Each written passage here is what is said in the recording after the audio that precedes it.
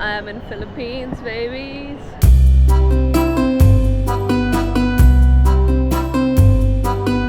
Philippines was always on my radar, but I kept pushing it down on my list. Why? Because I can't swim, and almost everything here revolves around water. It was intimidating, but life had other plans for me, and here I am, going to spend the next 2 weeks in this beautiful country, and my journey started with spending a couple of days in Manila. So that's the little arrival hall. This is where you can get cash out from, and they have the two SIM card companies. I got Smart eSIM. Someone said it's just better, so I was like, okay, I might as well get anything. Grab books here, and for some reason I think it's very much cash based, so take a cash out as soon as you land. People told me that Manila isn't the safest place, but coming from India, I thought how unsafe would it really be. However, I was still a bit nervous, and not to lie, some parts did feel a bit shady until I checked into my accommodation in Makati. And I've got a private room this time. Oh my god, so needed this. A private room. Oh my god, I think I'm going to break my phone. Neat, clean, cozy, just the way I like it. So needed this. The one place that everyone recommended me to stay in Manila was Makati area, and here I'm staying at Abraham Manila, which is a hostel with private rooms as well. I got a private room this time, but if you're on a budget you could just get one of their dorms. It's highly rated and it's very central. It's just 30 minutes from the airport, and they were so nice, they just let me check in a little early. I took a nice long nap, and now it's almost lunchtime, so I'm going out to explore and eat and show you the city of Manila that everyone tells you to skip. Seems like my Grab is here. Hello. 20 minutes later, I was at BGC High Street, the urban retail playground of the city.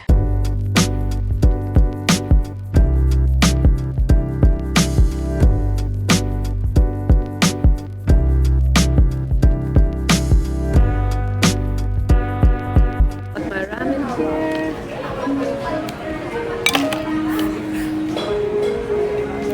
Always.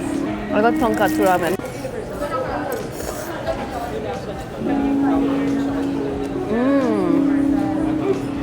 This is good. Yum. I know it's not usual for me to come into a new country and not try the local food first, but I was so hungry and I can't be bothered.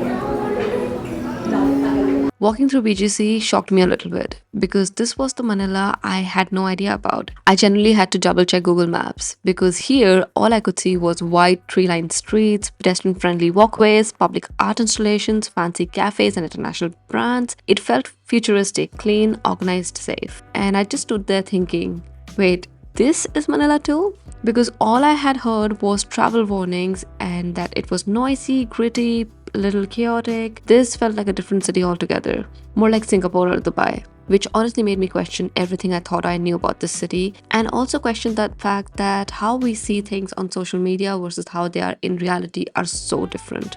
And that's the thing, Manila doesn't fit into a single box. It's messy, modern, overwhelming and polished all at once, and BGC really opened my eyes to that. Manila isn't just one thing, it's layered, and if you only go by what's trending online, you're going to miss out on this whole other side of it. And I'm so glad I'm checking out these places because I know when I come back I'm going to buy a few things.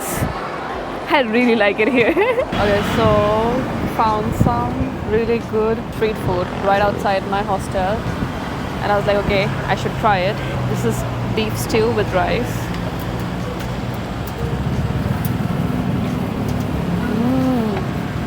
So good.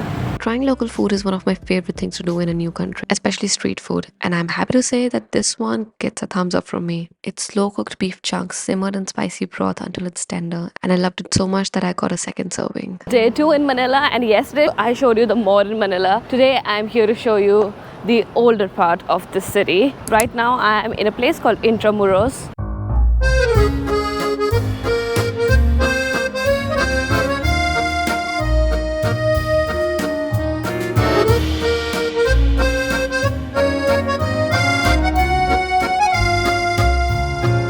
You can get here by Grab, by public transport. By public transport, I think you need to take a train. By Grab, taxi, or Move It. Yesterday, I found a motorbike service called Move It. As soon as I got off, so many people approached me to give these tours, this little para taxi tours. Hello. Good afternoon. By the way, if you walk straight residential area, ma'am. No, it's okay. Thank you. Ma'am, by the way, only 5 places are open inside. Plaza Manila, Santiago. It's okay. If you want to explore inside, ma'am, maybe 4 hours, 5 hours. Walk. Okay. It's This okay. one, ma'am, I will explain the history each places. No. Thank you. So right now I'm sitting in kind of a medieval building, and this place is called Cafe Intramuros. I could not resist. I wanted to come to this area and get some coffee.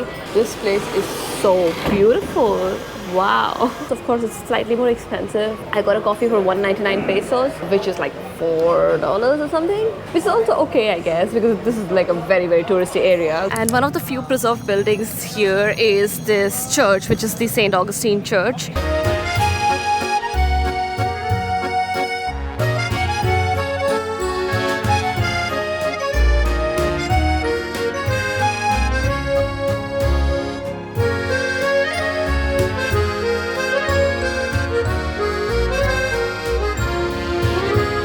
Right across the church is Plaza San Luis, and the whole area feels like a little heritage village tucked inside the city. Cobblestone streets, restored colonial buildings with wooden balconies, and old lampposts that make you feel like you're walking through a Spanish-era postcard.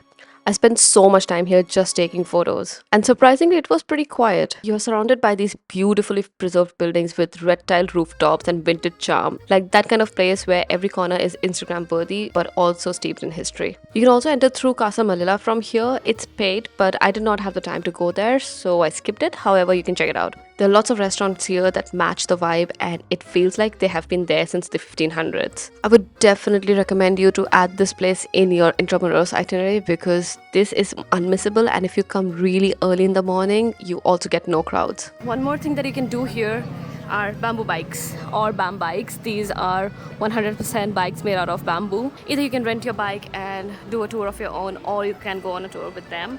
And this right here is the second oldest church in Intramuros. This place was rebuilt 7 times because it was destructed. And oh my god, there's a wedding happening. Wow.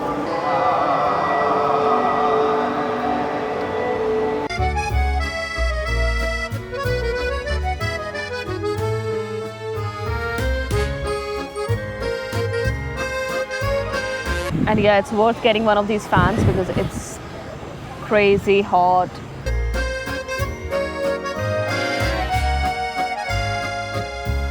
Okay, if you're interested to do the pedicab tours, it's not that expensive. It's like for every 30 minutes you pay 200 pesos, which is pretty decent. Oh my god, I can't speak today. And my next stop was Fort Santiago. This is the first place I am paying an entrance fee, which is 75 pesos. Fort Santiago was built in late 1500s by the Spanish also, and this fortress has seen everything: colonization, invasions, wars, even the final footsteps of Jose Rizal, the national hero of the Philippines. At first glance, the archways and gardens look stunning, but it's the dungeons that truly left an impression on me. As you go down the dark, cramped cells, you realize that these were used by the Japanese to imprison, torture, and execute Filipino resistance fighters during the war. Many never made it out. This looks like just a simple cross, but under this remains 600 corpses of Filipinos. Their bodies were found inside a nearby dungeon, and they were basically victims of atrocities during the Second World War. It's chilling to think that the very walls that I was walking past had witnessed so much pain. You can still feel a heaviness down there. The air gets damp, the light gets dim, and the silence of people says a lot.